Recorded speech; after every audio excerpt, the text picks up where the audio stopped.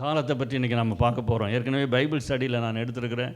அதனால் ஷார்ட்டாக எல்லாருக்கும் தெரிய வேண்டும் என்பதற்காக அந்த காலத்தை பற்றி மாத்திரம் சொல்லிவிட்டு நாம் ஜெபிக்க போகிறோம். ஜெனசிஸ் ஆதியாகமம் 2ஆம் அதிகாரம் 25வது வசனம். ஆதாமும் அவன் மனைவியும் ஆகிய இருவரும் நிர்வாணிகளாயிருந்தும் வெட்கப்படாதிருந்தார். ஆதாமும் அவன் மனைவியுமாகிய இருவரும் நிர்வாணிகளாயிருந்தும் வெட்கப்படாதிருந்தார். அவங்களுக்கு அது நிர்வாணம்னா என்னன்னே தெரியல. அப்போது ஆதாமும் ஏவாளும் படைக்கப்பட்ட காலம் முதல் காலம். அது நன்மை தீமை இன்னதென்று அறியாத காலம். அதுதான் த டிஸ்பென்சேஷன் ஆஃப் இன்னசென்ஸ்ன்னு சொல்லுவாங்க. த டிஸ்பென்சேஷன் ஆஃப் இன்னசென்ஸ், அதாவது அறியாமையின் காலம்னு சொல்லுவாங்க. பட் அறியாமையின் காலம்னு சொன்னால் இக்னாரன்ஸ்னு வந்துடும். அதுதான் நான் சொல்கிறேன். டிஸ்பென்சேஷன் ஆஃப் நன்மை தீமை இன்னதென்று அறியாத காலம் ஆதாம் ஏவாளுடைய காலம். ஸோ எவ்வளோ நாளைக்கு அவங்க நன்மை தீமை இன்னதென்று அறியாமல் இருந்தாங்க? பழம் சாப்பிட்ற வரைக்கும், அதாவது கீழ்ப்படுகிற வரைக்கும் நன்மை தீமை இன்னதென்று அறியாத காலம். என்னைக்கே ஆண்டவர் வார்த்தைக்கு கீழ்ப்படியாமல் போனாங்களோ அன்றைக்கு அந்த காலம் என்ன செஞ்சது? சீக்கிரமாக முடிஞ்சிடுச்சு அந்த காலம். ஆனால் தேவனே ஏற்படுத்தின ஒரு திருமணமும் என்ன செஞ்சது? அவங்க 2 பேர் ஒற்றுமையாக தான் இருந்தாங்க. ஆனால் தேவனோடு அவர்கள் ஒற்றுமையாக இல்லை. பல நேரங்களில் கணவன் மனைவி எல்லாம் ஒற்றுமையாக இருக்கிறாங்க, குடும்பமாக ஒற்றுமையாக இருக்கிறாங்க, எல்லாம் ஒன்னஸ் இருக்குது. ஆனால் யாரோட ஐக்கியமாக இருக்கிறது இல்லை? தேவனோட ஐக்கியமாக இருக்கிறது இல்லை.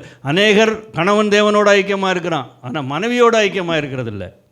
மனைவி தேவனோட ஐக்கியமாக இருக்கிறாள், ஆனால் கணவனோட என்ன செய்கிறது இல்லை? ஐக்கியமாக இருக்கிறது இல்லை. ஐக்கிய குறைபாடுகள் நிறைய வருகிறது இந்த நாட்களில். நம்ம என்ன செய்கிறோம்? பார்க்குறோம் ஃபெல்லோஷிப்பில். ஆனால் எல்லாமே சேர்ந்திருந்தது தான் அங்கே ஏதன் கார்டனில் இருந்த ஒரு பெரிய சிறப்பான விஷயம். தேவன், ஆதாம், ஏவாள் அவங்க எல்லாம் ஒன்றா இருந்து ஆண்டவர் அவங்களோட உலாவிக் கொண்டிருந்தார் என்று வேதம் சொல்லுகிறது. ஸோ ரொம்ப ஒரு அருமையான சிச்சுவேஷன். அந்த அழகான ஒரு சூழ்நிலையும் பிசாசு கெடுத்தான். கெடுப்பதற்கு இவர்கள் இடம் கொடுத்தார்கள். அதனால் என்ன செஞ்சாங்க? துரத்தப்பட்டார்கள். அறியாமையின் காலம், நன்மை தீமை இன்னதென்று அறியாத காலம் என்ன செஞ்சது? முடிவுக்கு வந்தது. த டிஸ்பென்சேஷன் ஆஃப் இன்னசென்ஸ். அது என்ன செஞ்சது? அது எவ்வளோ நாளைக்கு இருந்தது பாருங்கள். ஆதியாகமம் 3:1 3:23 வரைக்கும், அவ்வளோதான். ரொம்ப சீக்கிரமாக என்ன செஞ்சிருச்சு? அந்த காலம் என்ன செஞ்சது? முடிஞ்சு போச்சு. The first dispensation of innocence. 2வது காலம் மனச்சாட்சியின் காலம். முதல் நன்மை தீமை அறியாத காலம். 2வது மனச்சாட்சியின் காலம். ஆதியாகமம் 4:1. ஆதாம் தன் மனைவியாகிய ஏவாளை அறிந்தான். அவள் கர்ப்பவதியாகி காயினை பெற்று கர்த்தரால் ஒரு மனுஷனை பெற்றேன் என்றாள். ஆதியாகமம் 10:32. தங்கள் ஜாதிகளிலுள்ள தங்களுடைய சந்ததிகளின்படியே நோவாவுடைய குமாரனின் வம்சங்கள் இவைகளே. ஜலப்பிரளயத்துக்கு பின்பு இவர்களால் பூமியிலே ஜாதிகள் பிரிந்தன. பாருங்க, 4:1 10:32 நோவாவின் காலம். அந்த நோவாவின் காலத்தில் பார்த்தீங்கன்னா மனச்சாட்சியின் காலம், டிஸ்பென்சேஷன் ஆஃப் கான்சியஸ். அவங்க மனச்சாட்சி எப்படி இருக்கோ அந்த மனச்சாட்சியின்படி என்ன செஞ்சாங்க? அவங்க வாழ்ந்து கொண்டிருந்தார்கள். அவங்களுக்குன்னு எந்த விதமான கட்டளைகளும் இல்லை, அவங்களுக்குன்னு எந்த விதமான வழிகாட்டுதல் இல்லை, கைடன்ஸ் இல்லை. அதனால் அவனவன் தன் மனம் போன போக்கில் என்ன செஞ்சால் வாழ்ந்து கொண்டிருந்தார்கள். அதுதான் மனச்சாட்சியின் காலம், the spirit of the dispensation of conscience. இந்த எல்லா காலங்களுமே எல்லா சமயங்கள்லையுமே இருக்கத்தான் செய்யுது. 3வது காலம் வந்தது பாருங்கள். அதுதான் இன்றைக்கு மாட்டி படைத்து கொண்டிருக்கிற ஒரு காலம், த டிஸ்பென்சேஷன் ஆஃப் ஹியூமன் கவர்மெண்ட், மனித அரசாங்கத்தின் காலம். 3வது காலம் பாருங்கள். 11ஆம் அதிகாரம் ஆதியாகமம் 11:1 வாசிக்கலாம். பூமி எங்கும் ஒரே பாஷையும் ஒரே விதமான பேச்சும் இருந்தது. ஜனங்கள் கிழக்கே இருந்து பிரயாணம் பண்ணுகையில் சினேயா தேசத்திலே சமபூமியை கண்டு அங்கே குடியிருந்தார்கள். அப்பொழுது அவர்கள், நாம் செங்கல் அறுத்து அதை நன்றாய் சுடுவோம் வாருங்கள் என்று ஒருவரோடொருவர் பேசிக்கொண்டார்கள். ஸோ செங்கல் பாருங்கள் எப்போவே வந்துருச்சு பார்த்தீங்களா? செங்கல் சுடுகிற இப்போ வரல, செங்கல் சூளை அப்போவே வந்துருச்சு. கல்லுக்கு பதிலாக செங்கலும் சாந்துக்கு பதிலாக நிலக்கீலும் அவர்களுக்கு இருந்தது. பின்னும் அவர்கள், நாம் பூமியின் மீதெங்கும் சிதறி போகாதபடிக்கு நமக்கு ஒரு நகரத்தையும் வானத்தை அளாவும் சிகரமுள்ள ஒரு கோபுரத்தையும் கட்டி நமக்கு பேர் உண்டாக பண்ணுவோம் வாருங்கள். நமக்கு பேர் உண்டாக பண்ணுவோம் வாருங்கள் என்று சொல்லிக் மனுபுத்திரர் கொண்டார்கள். கட்டுகிற நகரத்தையும் கோபுரத்தையும் பார்க்கிறதற்கு கர்த்தர் இறங்கினார். கர்த்தர் கீழே இறங்கிறார். அப்பொழுது கர்த்தர், இதோ ஜனங்கள் ஒரே கூட்டமாய் இருக்கிறார்கள், அவர்கள் அனைவருக்கும் ஒரே பாஷையும் இருக்கிறது. அவர்கள் இதை செய்ய தொடங்கினார்கள். இப்பொழுதும் தாங்கள் செய்ய நினைத்தது ஒன்றும் தடைபட மாட்டாது என்று இருக்கிறார்கள். நாம் இறங்கி போய் ஒருவர் பேசுவதை மற்றொருவர் அறியாதபடிக்கு அங்கே அவர்கள் பாஷையை தாறுமாறாக்குவோம் என்றார். அப்படியே கர்த்தர் அவர்களை அவ்விடத்திலிருந்து பூமியின் மீதெங்கும் சிதறி போக பண்ணினார். அப்பொழுது நகரம் கட்டுகிறதை விட்டுவிட்டார்கள். பூமி எங்கும் வழங்கின பாஷையை கர்த்தர் அவ்விடத்தில் தாறுமாறாக்கினபடியால் அதன் பேர் பாபேல் என்னப்பட்டது. கர்த்தர் அவர்களை அவ்விடத்திலிருந்து பூமியின் மீதெங்கும் சிதறி பண்ணினார். அதாவது இந்த காலம் முடிந்தது, நோவாவின் காலம் முடிந்து வெள்ளம் வடிந்து எல்லாம் வெளியே வர்றாங்க. அப்படியே ஜனங்கள் எல்லாம் என்ன செய்கிறாங்க, அங்கேருந்து கிழக்கு திசையில் போனால் சினையார் தேசத்தில் போய் என்ன செய்கிறாங்க, லேண்ட் ஆகுறாங்க. அங்கே ஒரே கூட்டமாக இருக்கிறாங்க. அவங்களுக்கெல்லாம் என்ன பாஷை? ஒரே பாஷை தான் இருக்கிறது. அந்த ஒரே பாஷை எபிரேய பாஷை என்று சொல்லுகிறார்கள். அது எந்த அளவுக்கு ஆதாரம் இருக்குதுன்னு தெரியவில்லை. அந்த ஒரே பாஷை இருக்கிறது, ஒரே கூட்டமாக இருக்குது. நம்ம இங்கே இருந்து நமக்கு ஒரு பெயர் வரும்படி என்ன செய்வோம், ஒரு பெரிய கோபுரத்தை கட்டுவோம். அந்த கோபுரத்தின் உயரம் அதுக்கப்புறமா கால்குலேட் பண்ணியிருக்கிறாங்க. இன்றைக்கும் அதனுடைய அந்த சுவடுகள் இருக்கிறது 300 அடி உயரமாக. 300 அடி உயரத்துக்கு ஒரு பெரிய கோபுரத்தை என்ன செஞ்சுருக்கிறாங்க, கட்டியிருக்கிறார்கள். அப்படியே பிரமிடு மாதிரி கீழே இருந்து அப்படியே மேலே போகும். உள்ளேலாம் நிறைய ஸ்ரைன்ஸ், நிறைய அப்போவே வான சேனைகளுக்கும் பலவிதமான கடவுள்களுக்கும் என்ன செஞ்சாங்க, உள்ளே அங்கங்கே கோயில்கள், சின்ன சின்ன வழிபாட்டு தலங்களை கட்டி வச்சு மேலே டாப்பில் பார்த்திங்கன்னா அந்த கோபுரத்தின் டாப்பில் அது கடவுளை சந்திக்கிற இடம் அப்படின்னு சொல்லி அங்கே ஒரு கோவில் வச்சு, அங்கே தேவன் கடவுள் வந்து அங்கே மீட் பண்ணுவார், நம்மை மீட் பண்ணுகிற இடம்னு சொல்லி அங்கே வச்சு அதுக்கு படியெல்லாம் வச்சு பயங்கரமாக பண்ணாங்க. ஸோ ஆண்டவர் பார்த்தார், அதுதான் எதுக்காக பண்ணாங்கன்னா நமக்கு பேர் விளங்க பண்ணுவோம். இன்னொன்று சொல்கிறாங்க பாருங்கள், நாம் செய்கிறது தடைபடாது. என்ன செய்கிறாங்க, என்ன சொன்னாங்களா அவங்க, நான் செய்கிறது நம்ம செய்கிறது என்ன செய்யாது. அந்த காலத்தில் மோசையின் காலத்தில் வாழ்ந்த யோபு சொல்லுகிறார், சகலத்தையும் நீர் செய்ய வல்லவர், நீர் செய்வது ஒன்றும் தடைபடாது. அவர் செய்ய நினைத்து தான் தடைபடாது தவிர மனுஷன் என்ன செய்ய நினைக்கிறாங்க கூடாது. நான் செய்கிறது தடைபடாது. அந்த நான்கிறது எப்போ அங்கே தான் வந்து. ஸோ அந்த இடத்துக்கு தான் பாபேல் என்று பெயரிடப்பட்டது. முதல்ல சினையார் என்று சொல்லப்பட்டது, அங்கே பாபேல் என்று. ஏன் பாபேல் என்று சொல்லப்பட்டதுன்னா குழப்பம். பாபேல் என்றால் குழப்பம், தாறுமாறு என்று அர்த்தம். ஸோ கர்த்தர் அந்த இடத்திலே அவங்க பேசினதை அந்த பாஷையை நினைஞ்சிட்டாரு. பிரைஸ் தி லார்ட், ஹல்லேலூயா. இந்த பாபேலை கட்டினது யார் தெரியுமா? நிம்ரோத். பாருங்க 10ஆம் அதிகாரத்தில் இருக்குது. ஆதியாகமம் 10ஆம் அதிகாரம் 8வது வசனம். கூஷ் நிம்ரோதை பெற்றான். கூஷ் நிம்ரோதை பெற்றான். கூஷ் யாரு? காமுடைய குமாரன். காம் யாரு? நோவா. அப்போ நோவாவுடைய மகன் காம், காமுடைய மகன் கூஷ், கூஷுடைய மகன் நிம்ரோத். அப்போ நோவாவுடைய கொள்ளு பேரன். நிம்ரோத் வேறு யாரும் இல்லை, இந்த பாபேல் யாரும் இல்லை. இந்த பாபேலை கட்டினது யார்? நிம்ரோத். அந்த நிம்ரோத் யார் அப்படின்னு பார்த்தீங்கன்னா நோவாவுடைய கிராண்ட்சன், கொள்ளு பேரை தான் கட்டியிருக்கிறான். எல்லாமே ஒரே உறவு தான், ஒரே ரத்தத்திலிருந்து வந்தது தான் என்ன செஞ்சது, இப்போ எல்லாமே விலகி போயிருக்கிறது. இயேசு கிறிஸ்துவின் இரத்தத்தினால் வந்த உறவுகள் மாத்திரமே நிலைத்திருக்கும். மாம்சத்தின்படியான எல்லா உறவுகளும் என்ன செய்யும், ஒரு நாள் நிலைக்கவே நிலைக்காது. அதனால் மாம்சத்தின்படியான உறவுகளோடு என்ன செஞ்சிடக்கூடாது, நாம் ரொம்ப கட்டப்பட்டு இருக்கக்கூடாது. அதுலேயும் தேவனை அறியாத மாம்ச உறவுகள் இருக்குது பாருங்கள், அவங்களோட ரொம்ப நம்ம ஆவியில் அல்லது ஆத்மாவில் என்ன செய்யக்கூடாது, கட்டப்பட்டு இருக்கக்கூடாது. இந்த அடுத்தது 4வது காலம், த டிஸ்பென்சேஷன் ஆஃப் ப்ராமிஸ், வாக்குத்தத்தத்தின் காலம். த டிஸ்பென்சேஷன் ஆஃப் ப்ராமிஸ். ஆதியாகமம் 12:1 வாசிக்கலாம். கர்த்தர் ஆபிராமை நோக்கி, நீ உன் தேசத்தையும் உன் இனத்தையும் உன் தகப்பனுடைய வீட்டையும் விட்டு புறப்பட்டு நான் உனக்கு காண்பிக்கும் தேசத்துக்கு போ. இதுதான் ஆண்டவர் கொடுத்த வாக்குத்தத்தம். நான் உன்னை ஆசீர்வதிக்கவே ஆசீர்வதித்து உன்னை பெருகவே பெருக பண்ணுவேன். டிஸ்பென்சேஷன் ஆஃப் ப்ராமிஸ் ஆரம்பிக்குது. வாக்குத்தத்தத்தின் காலம் என்ன செய்து ஆரம்பிக்குது. ஆபிரகாமுக்கு ஆண்டவர் வாக்கு பண்ணுகிறார். அந்த வாக்கை என்ன செய்கிறார்? ஈசாக்கின் மூலமாக நிறைவேற்றுகிறார். ஸோ இந்த வாக்குத்தத்தத்தின் காலம் எப்போ முடியுது அப்படின்னா, இஸ்ரவேல் ஜனங்கள் எகிப்தை விட்டு அப்படி புறப்படுறாங்க பாருங்கள், அதோடு முடிஞ்சிடுது. ஏன்னா அது வரைக்கும் தான் அது வாக்குத்தத்தத்தின் காலம். வாக்குத்தத்தம் பண்ணப்பட்ட சந்ததியானது போய் அங்கே எகிப்தில் அடிமைத்தனமாக இருக்கிறது. அதுக்கப்புறமா அங்கேருந்து என்ன செய்கிறாங்க? விடுதலையாக. ஸோ வாக்குத்தத்தத்தின் காலம் ஆதியாகமம் 12:1 யாத்ராகமம் 12:36 வரைக்கும், 12:36. எக்ஸோடஸ் 12:36 வாசிங்க. யாத்ராகமம் 12:36.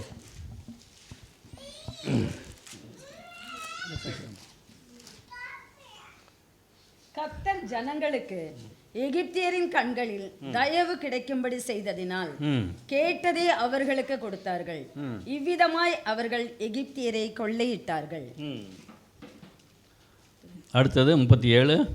இஸ்ரவேல் புத்திரர் ராமசேசை விட்டு கால்நடையாய் பிரயாணம் பண்ணி சுக்கோத்துக்கு போனார்கள். அவர்கள் பிள்ளைகள் தவிர 6,00,000 புருஷராய் இருந்தார்கள். அவங்க விட்டு புறப்பட்டாங்க பாருங்க. அதுக்கப்புறம் பார்த்தீங்கன்னா இஸ்ரவேல் புத்திரர் சேனையாய் புறப்பட்டார்கள். புத்திரராக இருந்தவர்கள், சில்ட்ரனாக இருந்தவங்க, குழந்தைகளாக இருந்தவங்க இப்போ எப்படி செய்கிறாங்க? வெளியே வந்த உடனே சேனையாய் புறப்பட்டார்கள். ஆமென், அல்லேலூயா. முன்னால் அடிமைத்தனத்தில் இருக்கிற வரைக்கும் குழந்தைகள், ஆனால் என்றைக்கு அடிமைத்தனத்திலிருந்து வெளியே போகிறாங்களோ அன்றைக்கு சேனையாய் புறப்பட்டார்கள். ஆமென், அல்லேலூயா.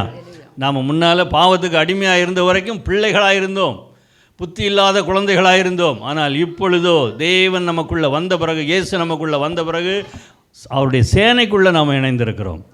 அல்லேலூயா. அது வரைக்கும் அவங்க ஆர்மினா என்னன்னு தெரியாது, சண்டையெல்லாம் போட்டதில்லை.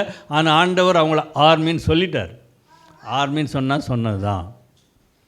ஆர்மின்னு சொன்னால் ஆண்டவர் உன்னை சேனையில் சேர்த்துக்கிட்டேன்னு சொன்னால் அதுக்கேற்ற எல்லா உபகரணங்களையும் எல்லா ஆயுதங்களையும் ஆண்டவர் நமக்கு கொடுத்து விடுகிறார். ஆமென். ஸோ இந்த வாக்குத்தத்தத்தின் காலம் ஆபிரகாம் முதல் மோசேக்கு தேவன் கட்டளையிடுகிறார் பாருங்க, அது வரைக்கும் இந்த வாக்குத்தத்தத்தின் காலம். அடுத்து 5வது காலம் என்னென்னு பார்த்தீங்கன்னா நியாயப்பிரமாணத்தின் காலம். நியாயப்பிரமாணத்தின் காலம் எப்போ ஆரம்பிக்குது பாருங்கள். யாத்ராகமம் 12:43. மேலும் கர்த்தர் மோசேயையும் ஆரோனையும் நோக்கி, பஸ்காவின் நியமமாவது அந்நிய புத்திரன் ஒருவனும் அதை புசிக்க வேண்டும். பஸ்காவின் நியமம் ஆவது, இப்போ தான் லா ஆண்டவர் கொண்டு வர்றார். நியாயப்பிரமாணத்தை ஆண்டவர் என்ன செய்கிறார்? கொண்டு வருகிறார். வாக்குத்தத்தத்தின் காலம் முடிந்து நியாயப்பிரமாணத்தின் காலம் மோசேயின் மூலமாக ஆரம்பிக்கிறது. இந்த நியாயப்பிரமாணத்தின் காலம் எங்கே முடியுது அப்படின்னா, ஆண்டவராக இயேசு கிறிஸ்து பிறக்கிற வரைக்கும், அவருடைய ஃபஸ்ட் அட்வென்ட், அவருடைய முதலாவது வருகை வரைக்கும் என்ன செய்து இந்த நியாயப்பிரமாணத்தின் காலம் வருகிறது. மத்தேயு 3:1.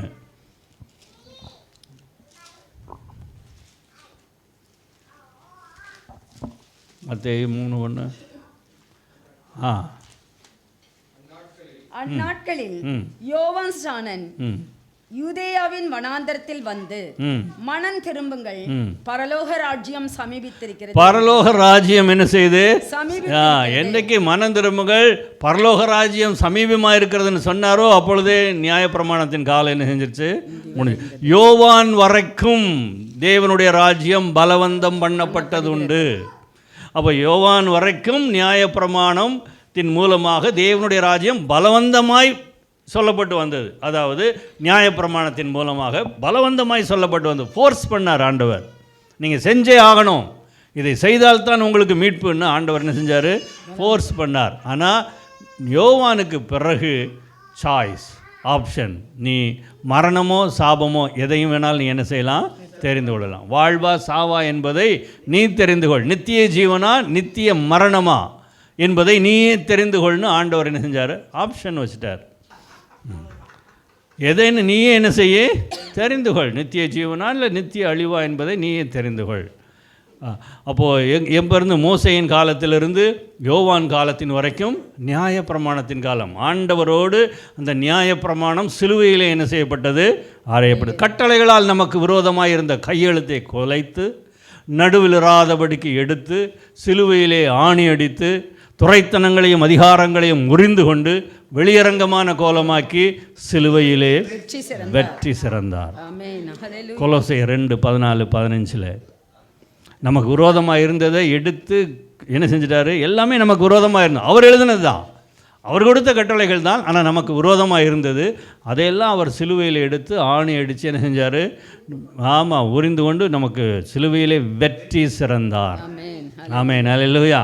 ஸோ நியாயப்பிரமாணத்தின் காலம் இயேசு கிறிஸ்துவுடைய முதல் வருகையோடு என்ன செஞ்சிருது? முடிந்து விடுகிறது. அதுக்கடுத்து 6வது காலம் என்னென்னு பார்த்தீங்கன்னா கிருபையின் காலம் ஆரம்பிக்கிறது. கிறிஸ்து என்றைக்கு இந்த உலகத்தில் பிறந்தாரோ அன்றைக்கு கிருபை என்ன செஞ்சிருது? எழும்ப ஆரம்பித்து விட்டது. ஸோ அந்த கிருபையின் காலம் என்ன செய்யுது? இது வரைக்கும் ஓடிக்கிட்டே இருக்குது. அந்த கிருபையின் காலம் ஓடுறதுனால தான் நாமும் அப்படியே காலால் ஓடிக்கிட்டே இருக்கோம். இல்லைன்னா எப்போவோ கால் ஒடிஞ்சு போயிருக்கோம் இல்லையா? அந்த கிருபையின் காலத்தில் நாம் என்ன செய்கிறோம்? ஓடிக்கொண்டே இருக்கிறோம். அந்த கிருபை. ஆனால் எல்லா காலமுமே முடிஞ்சது. நான் எதுக்காக இதை நான் ஒவ்வொரு காலத்தையும் சொல்லிகிட்டே வரேன்னா, எல்லா காலங்களுக்குமே ஒரு முடிவு உண்டு. அப்போ இந்த 6வது காலமாகிய கிருபையின் காலமும் ஒரு நாள் என்ன செய்ய போகுது? நிறைவு வரப்போகுது. ஏன் தெரியுமா? 7வது காலம் வரப்போகிறது. ஸோ 7வது ஒரு காலம் வர வேண்டும் என்றால் 6வது இருக்கிற கிருபையின் காலம் முடிய வேண்டும். பிரைஸ் தி லார்ட், அல்லேலூயா. அப்போ 7வது என்ன காலம் வரப்போகுது? உபத்திரவத்தின் காலம். உபத்திரவத்துக்குன்னு ஒரு காலம் இல்லை. அது முடிஞ்சு அது வரைக்கும், உபத்திரவம் முடிகிற வரைக்கும் கிருபை என்ன செய்து தொடர்ந்து கொண்டே இருக்கும். அதுக்கப்புறம் ஆண்டவராக இயேசு கிறிஸ்துனுடைய 2ஆம் வருகை வரை, அர்மகெதோன் யுத்தம் வரைக்கும் இந்த கிருபையின் காலம் என்ன செய்யும்? போய்கிட்டே இருக்கும். அப்போ அர்மகெதோன் யுத்தம் வந்த பிறகு இயேசு கிறிஸ்து 2வது முறையாக நியாயந்தீர்க்க வந்த பிறகு 1000 வருட அரசாட்சி, த டிவைன் கிங்டம் ஆரம்பிக்கிறது. 1000 வருட அரசாட்சி. அப்போது 6வது இந்த கிருபையின் காலம் இயேசு கிறிஸ்துவின் அந்த பிறப்பிலிருந்து, முதல் வருகையிலிருந்து அவருடைய 2ஆம் வருகை வரை, அதாவது வெளிப்படுத்தின விசேஷம் 20:5 வரைக்கும். வெளிப்படுத்தின விசேஷம் 20:5 வாசியுங்கள். அதாவது மத்தேயு 3:1 வெளிப்படுத்தின விசேஷம் 20:5 வரைக்கும் கிருபையின் காலம். மரணமடைந்த மற்றவர்கள் அந்த 1000 வருஷம் முடியும் அளவும் உயிரடையவில்லை. இதுவே முதலாம் உயிர்த்தெழுதல். அதுக்கு முந்தின வசனம் 4வது வசனம். அன்றியும் நான் சிங்காசனங்களை கண்டேன், அவைகளின் மேல் உட்கார்ந்தார்கள், நியாய தீர்ப்பு கொடுக்கும்படி அவர்களுக்கு அதிகாரம் அளிக்கப்பட்டது. இயேசுவை பற்றிய சாட்சியின் நிமித்தமும் தேவனுடைய வசனத்தின் நிமித்தமும் சிரச்சேதம் பண்ணப்பட்டவர்களுடைய ஆத்துமாக்களையும் மிருகத்தையாவது அதன் சொரூபத்தையாவது வணங்காமலும் தங்கள் நெற்றியிலும் தங்கள் கையிலும் அதன் முத்திரையை தரித்து கொள்ளாமலும் இருந்தவர்களையும் கண்டேன். அவர்கள் உயிர்த்து கிறிஸ்துவுடனே கூட 1000 வருஷம் அரசாண்டார்கள். அவர்கள் உயிர்த்து கிறிஸ்துவுடனே கூட 1000 வருஷம். யார் தெரியுமா? பழைய ஏற்பாட்டு பரிசுத்தவான்கள் உயிர் தெழுந்துடுறாங்க. எப்போ? ஆண்டவராக இயேசு கிறிஸ்து சபையை எடுத்துக்கொள்ளும்போது பழைய ஏற்பாட்டு பரிசுத்தவான்கள் எழுந்திருக்கிறார்கள். இன்னும் அந்த நேரத்திலையும் கிறிஸ்துவுக்காக வாழ்ந்து கொண்டு, இப்போ இன்றைக்கி ஆண்டவருடைய வருகை வருது. திடீர்னு ஒரு எக்கால சத்தம் கேட்குது. வெளியே யாருக்குமே கேட்காது. ஆண்டவரை ஏற்றுக்கொண்டவங்களுக்கு மாத்திரம்தான் என்ன செய்யும் அந்த சத்தம். அநேகர் அது எப்படி கேட்கும் என்ன செய்கிறாங்க? சொல்கிறாங்க. ஆண்டவர் வர்றாரு, ஒரு எக்கால சத்தம் கேட்குது. எப்படி எல்லாருக்கும் கேட்காம இருக்கும் அப்படின்னா, டிவி இருக்குது, டிவியில் சன் நெட்வொர்க் இருக்குது, சன் நெட்வொர்க்கில் சன் நியூஸ் தொலைக்காட்சி ஒன்று இருக்குது, அல்லது பிபிசி இருக்குதுன்னு வைங்க. பிபிசியே உலகம் ஃபுல்லாக என்ன செய்யுது? போகுது. ஆனால் யார் பார்க்க முடியும்? ஆன் பண்ணி அந்த சேனலுக்கு போகிறவங்க தான் என்ன செய்ய முடியும்? அந்த சேனலை பார்க்க முடியும். கேடிவி பார்க்கணுமா, விஜய் டிவி பார்க்கணுமா, அதை போய் என்ன செய்யணும்? போய் அது ஓப்பன் பண்ணி அதை ஆன் பண்ணால் தான் என்ன செய்யும்? அந்த சேனலில் நம்ம செய்யும் பார்க்க முடியும். அதே போல் அந்த எக்கால சத்தம் துணிக்கும். யார் டியூனாக இருக்காங்களோ, அந்த சேனலுக்கு யார் டியூன் பண்ணியிருக்காங்களோ அவங்க தான் என்ன செய்ய முடியும்? அந்த சத்தத்தை கேட்க முடியும். பிரைஸ் தி லார்ட், அல்லேலூயா. எல்லாரும் கேட்க முடியாது. இதுக்கு ரொம்ப பெஸ்ட் எக்ஸாம்பிள் என்னென்னு பார்த்தீங்கன்னா, சவுல் போயிட்டுருக்கார். எங்கே? டமாஸ்கஸுக்கு போயிட்டுருக்கார். எதுக்கு? அங்கே இருக்கிற கிறிஸ்தவங்களை பிடிச்சி சபையில் ஜெயிலில் போடுறதுக்காக போய்கிட்டு ஆன் த ரோடு ஒரு என்கவுண்டர் வருது. என்கவுண்டர் தானே அது? ஆமாம். தேவன் என்ன செய்கிறார்? ஆண்டவராக இயேசு கிறிஸ்து அவரோட என்கவுண்டர் பண்ணுகிறார். Personal encounter. அதில் கீழே விழுகிறார். ஆண்டவர் பேசுகிறார். ஆண்டவராக இயேசு கிறிஸ்து சவுலோட சவுலே சவுலே, முள்ளில் உதைக்கிறது உனக்கு கடினமான், சால் சால் whom you are persecuting, யாரை நீ துன்பப்படுத்துகிறான்னு கேட்குறார். எபிரேய பாஷையில் கேட்குறாராம். இவருக்கு கிரீக் தெரியும் நல்லா, இவர் கிரேக்கர். ஆனால் நல்ல க்ரீக்கில் ஒரு ஸ்காலர் இவர். ஆனால் ஆண்டவர் எபிரேய பாஷையில் பேசுகிறார். யாரை நீ துன்பப்படுத்துகிற இயேசு நான் தானே, முள்ளில் உதைக்கிறது உனக்கு கடினமா அப்படின்னு பேசுகிறாரு. ஆண்டவரே நீர் யார் அப்படின்னு கேட்ட உடனே, நான் தான் நீ துன்பப்படுத்துகிற இயேசு நானே. ஐ ஆம் Nazarene Jesus whom you are persecuting. எல்லாம் ஹீப்ரூவில் பேசுகிறாரு. இவங்க 2 பேரும் பேசிகிட்டு இருக்காங்க, கேட்குது. கூடவே சேவகர்கள் இருக்காங்க, ரோம சேவகர்கள் என்ன செய்கிறாங்க, இருக்கிறாங்க. ஆனால் அவங்களுக்கு என்ன கேட்கல. இவர் என்னமோ பேசுகிறாருன்னு மட்டும் தெரியுது, ஆனால் என்ன பேசுகிறாருன்னு அவங்களுக்கு கேட்கல. அப்போது அதே சூழ்நிலை தான் ஆண்டவராக இயேசு கிறிஸ்து தம்முடைய ஜனங்களோட சபையை எடுத்துக்கொள்ளும் போது நடக்கும். அந்த எக்கால சத்தத்தோடு அவர் பேசுவார். அந்த நேரத்தில் யார் அவருக்குள்ளே இருக்கிறாங்களோ, முதலாவது அவருக்குள் மரித்தவர்கள் என்ன செய்வாங்க, உயிரோடு எழுந்திருப்பார்கள். அப்புறம் உயிரோடு இருக்கும் நாமும்.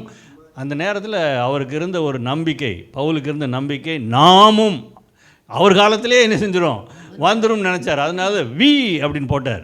நாமும் என்ன செய்வோம், அவரோடு கூட போய் விதமாய் ரொம்ப சந்தோஷமாக எழுதியிருக்காரு. அந்த நேரத்தை எப்படியாவது என் காலத்திலே வந்துடும், நான் அவரை பார்ப்பேன். ஏன்னா அவ்வளோ கஷ்டப்பட்டுருக்கார்ல, அவ்வளோ பாடுபட்டிருக்கார்ல அவருடைய சரீரத்தில். எப்படியாவது என் காலத்திலே வந்துடும், நாமும் அவரோடு கூட எடுத்துக்கொள்ளப்படுவோம். அந்த எடுத்துக்கொள்ளப்படுவோம் அப்படின்னு போட்டிருக்கு பாருங்கள். அங்கே வேதம் சொல்லுகிற க்ரீக்கில் உபயோகப்படுத்தப்பட்டிருக்கிற பதம் ஹர்பஸோ, HARPAZO. ஹர்பஸோ அப்படின்னா டு ஸ்நாட்ச் அவே, அப்படி, அதாவது திடீர்னு அப்படி பறிச்சுட்டு போயிடுறது. இப்போது ஒரு லேடி நடந்துக்கிட்டே போகிறாங்க, செயின் போட்டு. ஒருத்தன் வந்து 2 வீலரில் வந்து என்ன செஞ்சிடறான், செயின் என்ன செஞ்சிடறான், அதுக்கு பேர் தான் ஸ்நாட்ச்னு பேர், ஸ்நாச்சிங் அவே. அல்லது ஃபோர்ஸிபிளி டேக் அவே, என்ன செய்கிறது, பலவந்தமாக அல்லது வயலண்ட்டாக என்ன செய்கிறது, எடுத்துகிட்டு போயிடுறது. அதுக்கு பேர் தான் ஹர்பஸோ. ஸோ அந்த நேரத்தில் 1 தெசலோனிக்கேயரில் இந்த வார்த்தையை அப்போஸ்தலனாகிய பவுல் யூஸ் பண்ணுகிறார். அந்த நேரத்தில் நாமும் எடுத்துக்கொள்ளப்பட்டு ஹர்பஸோ, திடீர்னு ஆண்டவர் நம்மை என்ன செய்வார், பிடித்து கொண்டு போய் விடுவார். we will be caught up in the air அப்படின்னு சொல்லப்பட்டிருக்கு. ஆனால் ஆண்டவராக இயேசு கிறிஸ்து மத்தேயு 24 சொல்லும்போது, ஆண்டவரே, சீசர்கள்லாம் கேட்குறாங்க, உம்முடைய வருகைக்கும் இந்த உலகத்தின் முடிவுக்கும் அடையாளம் என்னன்னு கேட்கும்போது, ஆண்டவர் பல காரியங்களை சொல்லிக்கிட்டு இருக்கும்போது, அப்பொழுது வலுவாய் துணிக்கும் தூதர்களை அவர் அனுப்புவார், மனுஷகுமாரன் வானத்தின் மேல் இறங்கி வருவதை காண்பீர்கள், சகல கோத்திரத்தாரும் கண்டு சகல கோத்திரத்தாரும் கண்டு புலங்குவார்கள், அவர் வானத்தில் தோன்றுவார்னு இருக்கு. அந்த தோன்றுவார்ங்கிற இடத்துல பரூசியா, பரூசியா, PAROUSIA, பரூசியா என்றால் ஃபிசிக்கல் ப்ரெசன்ஸ் என்று அர்த்தம். அதாவது நாம் பார்க்க முடியும், விசிபிளாக நாம் என்ன செய்ய முடியும், ஆண்டவரை பார்க்க முடியும். அதுதான் செகண்ட் கம்மிங். அல்லேலூயா. ஸோ இந்த 2 இடத்துலையும் பாருங்கள், சபை எடுத்துக்கொள்ளப்படும் போது வேற ஒரு வார்த்தை, ஆண்டவர் பகிரங்க வருகையாய் 2வது முறையாய் வரும்போது வேற ஒரு வார்த்தை என்ன செய்கிறார், யூஸ் பண்ணுகிறார். ஆமென், அல்லேலூயா. ஸோ அந்த 2ஆம் வருகை வரைக்கும் அவர் பிறந்ததிலிருந்து அவர் குதிரை மேலே வந்து, வெண்குதிரை மேலே வந்து இந்த உலகத்தை நியாயந்தீர்க்க வர்ற வரைக்கும் கிருபையின் காலம் என்ன செய்து தொடர்கிறது. ஸோ அவருடைய 2ஆம் வருகையோடு கிருபையின் காலம் என்ன செய்து முடிய போகுது. ஏனென்றால் 7வது காலம் 1000 அரசாட்சி, த டிவைன் கிங்டம் என்ன செய்யணும், வரணும். வேதம் சொல்லுகிறது பாருங்கள், ரெவலேஷன் 20ஆம் அதிகாரம் 7வது காலம் 1000 வருட அரசாட்சி அல்லது தேவராஜ்யம், தேவனுடைய ராஜ்யம் அல்லது 1000 வருட அரசாட்சி. 27. அந்த 1000 வருஷம் முடியும் போது சாத்தான் தன் காவலில் இருந்து விடுதலையாகி, அப்போ அந்த 1000 வருஷமும் பிசாசு என்ன செஞ்சார், ஆண்டவர் காவல்ல இருக்கிறார், அவனை பாதாளத்தில் கட்டி வச்சார். அவன் கிரியை செய்ய முடியாது. ஏனென்றால் அந்த 1000 வருஷமும் ஆண்டவராகிய இயேசு கிறிஸ்து ஆட்சி செய்ய போகிறார். அவரோடு கூட உயிர்த்தெழுந்த நாமும் என்ன செய்ய போகிறோம். எத்தனை பேருக்கு அந்த நம்பிக்கை இருக்கு? அல்லேலூயா. இப்போ வாட்ச் இல்லையா, அவரோடு கூட உயிர்த்தெழுந்தவர்கள் அவரோட கூட ஆளுகை செய்வார்கள். அதனால் இப்போ பாடுபட்டால் தான் அவரோட உயிர்த்தெழ முடியும். அவரோட கூட நாம் பாடுபட்டால் அவரோட கூட, அதனுடைய அர்த்தம் அதுதான். ஆண்டவருக்காக எந்த ஒரு பாடையும் அனுபவிக்காமல் என்ன செய்ய முடியாது, அவரோட ஆளுகை செய்ய முடியாது. அல்லேலூயா. ஸோ இந்த 1000 வருஷம் முடிகிற வரைக்கும், அப்போ அந்த 7 வருஷம் உபத்திரவ காலம் முடிந்த உடனே அந்தி கிறிஸ்துவையும் கள்ளத்திற்கு தரிசியும் ஆண்டவர் பாதாளத்தில் போட்டுறார், அக்கினி கடலில் தள்ளிறார். அந்த 1000 வருஷமும் அவங்க கஷ்டப்பட்டுக்கிட்டே இருக்கிறாங்க, அவங்க எரிஞ்சு கொண்டே இருக்கிறார்கள். அதுக்கப்புறம் பார்த்தீங்கன்னா இந்த 1000 வருஷம் முடிஞ்ச பிறகு ஆண்டவரே அவிழ்த்து விடுறாரு. யாரை? பிசாசை அவிழ்த்து விடுறார். லூசிஃபர் என்று சொல்லப்படுகிற அந்த பிசாசை அவிழ்த்து விடுகிறார். அதுக்கப்புறம் பார்த்தீங்கன்னா அவன் கோகு மாகோகு என்று தேசம் சொல்லப்படுகிறது. உலகத்தில் இருக்கிற பல தேசங்களையும் தன்னுடைய இன்ஃப்ளூயன்ஸினால் அவனுக்குள்ளே கொண்டு வந்து ஆளுகை செய்து கொண்டிருக்கிற இயேசுவுக்கு விரோதமாக ஒரு பெரிய சேனையை கொண்டு வருவான். அந்த சேனை எவ்வளவுனே சொல்ல முடியாதான். ரொம்ப மணலத்தனையாக, இந்த நட்சத்திரங்களைப் போல மணலத்தனையான ஒரு சேனைகள் வருமா. தேவனுடைய அக்கினி வானத்திலிருந்து அவனை பட்சிக்கும். அதுக்கப்புறம் பிசாசும் என்ன செய்கிறான்? அந்த 1000 வருஷம் முடிஞ்ச பிறகு அவனும் பாதாளத்தில், மரணத்தில், அக்கினியில் தள்ளப்படுகிறான். அது வேதத்தில் தெளிவாக சொல்லப்பட்டிருக்கிறது. அந்தி கிறிஸ்துவும் கள்ளத்தீர்க்கதரிசியும் இருந்த இடத்துக்கு பிசாசும் என்ன செய்யப்பட்டான்? தள்ளப்பட்டான். அதோட மரணமும் என்ன செய்யப்பட்டது? தள்ளப்பட்டது. அதுக்கப்புறம் மரணமே, இனி மரணமும் இல்லை, சாபமும் இல்லை, இனி அழுகையும் இல்லை, புலம்பலும் இல்லை. தேவனுடைய வாசஸ்தலம் மனுஷர்கள் மத்தியில் என்ன செய்யுமா? இருக்கும். அல்லேலூயா. அப்போது அந்த 7வது காலம் எப்போ முடியுதுன்னா 1000 வருஷம் முடியும் போது அந்த 1000 வருட அரசாட்சி, டிவைன் கிங்டம் முடியுது. அதாவது வெளிப்படுத்தின விசேஷம் 20:7 21:14 வரைக்கும் பார்த்தீங்கன்னா 1000 வருட அரசாட்சி. நாம் இதில் ஒன்று நாம் தீர்மானிக்கணும். அந்த 1000 வருட அரசாட்சியில் ஆண்டவரோடு கூட இருந்து நம்ம ஆளுகை செய்ய போகிறோமா, இல்லை சாதாரண பிரஜையாக இந்த பூமியில் இருக்க போகிறோமா? ஆளுகை செய்ய போகிறோம். இது நம்முடைய கையில் தான் இருக்குது. அவரோடு கூட இருந்து பரலோகத்திலிருந்து, நியூ ஜெருசலேமில் இருந்து, புதிய எருசலேமில் இருந்து அவரோடு கூட நம்ம ஆளுகை செய்ய போகிறோமா, அல்லது யாரோ ஆளுகை செஞ்சுக்கிட்டு இருப்பாங்க, நாம் கீழே சாதாரண பிரஜையாக இங்கே இந்த பூமியிலேயே இருக்க போகிறோமா என்பதை நாம் தான் என்ன செய்யணும்?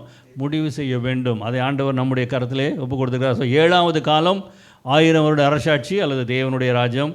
8வது கடைசியான காலம் எப்போ ஆரம்பிக்குது அப்படின்னா ரெவலேஷன் 21:1 வாசிங்க. பின்பு வெளிப்படுத்தின விசேஷமா. பின்பு நான் புதிய வானத்தையும் புதிய பூமியையும் கண்டேன். முந்தின வானமும் முந்தின பூமியும் ஒழிந்து போயின, சமுத்திரமும் இல்லாமற் போயிற்று. சமுத்திரமும் இல்லாமற் போய். இப்போ நம்ம பார்க்குற அந்த ஓஷன்ஸ்லாம் இருக்குல்ல, கடல்லாம் என்ன செய்ய போகுது? இல்லாமல் போகுது. தேவையில்லை இனிமே. ஏன்னா இப்போது 4/3 பங்கு என்ன இருக்குது? கடல் இருக்குது. கடல்னால மனுஷனுக்கு என்ன இருக்குது? ஆபத்துகள் தான் அதிகம் இருக்குது. ஸோ ஆண்டவர் சமுத்திரம் ஜலத்தினால் நிறைந்திருக்கிறது போல அப்பொழுது கர்த்தரை அறிகிற அறிவினால் ஜனங்கள் என்ன செய்வாங்க? அப்போ ஆண்டவரை அறிகிற அறிவினால் ஜனங்கள் நிறைந்திருக்கும் போது சமுத்திரம் என்ன செய்யலை? தேவையில்லை. ஆண்டவர் என்ன செய்கிறார்? சமுத்திரத்தை எடுத்து போட போகிறார். ஏன் சமுத்திரத்தை எடுத்து போட போகிறார்னா, ஆரம்ப நாட்களில் பிசாசானவன் தேவனுக்கு விரோதமாய் கலகம் பண்ண போது பூமி வெறுமையும் பாழுமாக இருந்தது. பூமியானது ஒழுங்கின்மையும் வெறுமையுமாக இருந்தது. அங்கங்கே பெரிய பெரிய பள்ளங்கள் இருந்தது.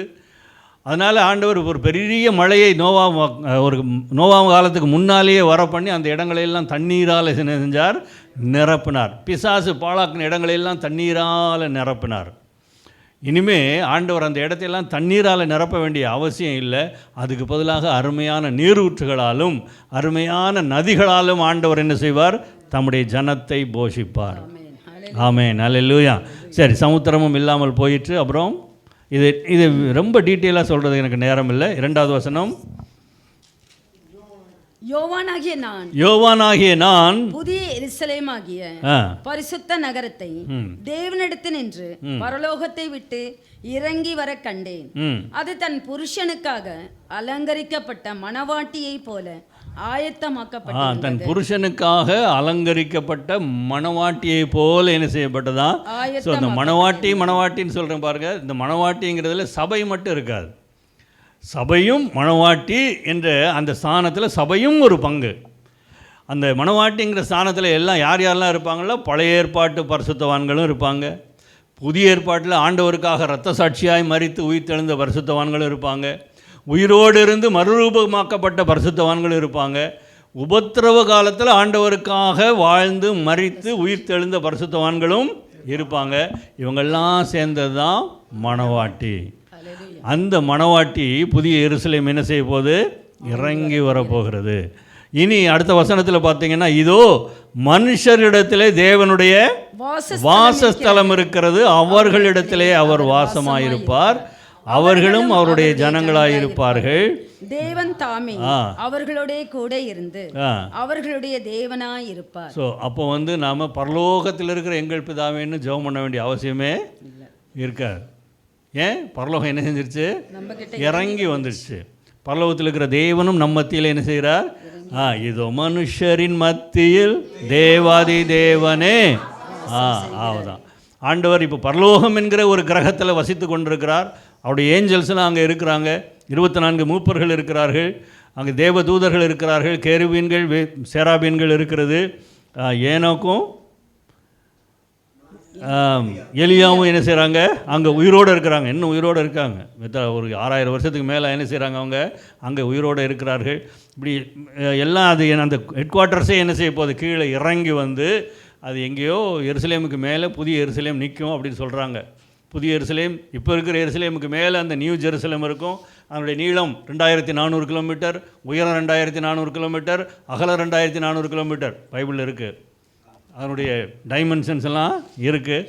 அவ்வளோ பேர் இருக்கும். கீழே இருக்கிற இந்த பழைய தேசத்திலிருந்து, பழைய பூமியிலிருந்து, புதிதாக்கப்பட்ட பூமியிலிருந்து ஜனங்கள்லாம் அவரை ஆராதிக்க என்ன செய்வாங்களாம்? புதிய எருசலேமுக்கு போவாங்களாம். சகரியா, இன்னும் எசேக்கியேல், இல்லை பல இடங்களில் அதை பற்றிய நிறைய காரியங்கள் சொல்லப்பட்டிருக்கிறது. சுழல் படிக்கட்டுகள் இருக்குமா, அங்கே எல்லோரும் ஏறி போய் புதிய எருசலேமில் இருக்கிற தேவனை தரிசிக்க வருவார்கள் என்று வேதம் சொல்லுகிறது. இதுதான் 8வது காலம், புதிய வானம் புதிய பூமி. அப்போ புதிய வானம் புதிய பூமியை ஆண்டவர் கொடுக்க போகிறார். அது எல்லாம் 1000 வருட அரசாட்சிக்கு முன்னால். ஆனால் 1000 வருட அரசாட்சிக்கு முன்னால் உபத்திரவ காலம் வரப்போகிறது. அதுக்கு முன்னால் இந்த கிருபையின் காலம் என்ன செய்ய போகுது? முடிய போகிறது. நான் எதுக்காக சொல்கிறேன்னா, 7வது காலமாகி 1000 வருட அரசாட்சி ஆரம்பிக்க வேண்டும் என்றால் கிருபையின் காலம் முடிய வேண்டும். அந்த கிருபையின் காலம் முடிகிறதுக்கு ஏற்கனவே தூதன் சொல்லிட்டார். பாருங்கள், வெளிப்படுத்தின விசேஷம் 10ஆம் அதிகாரம் 6வது வசனம்.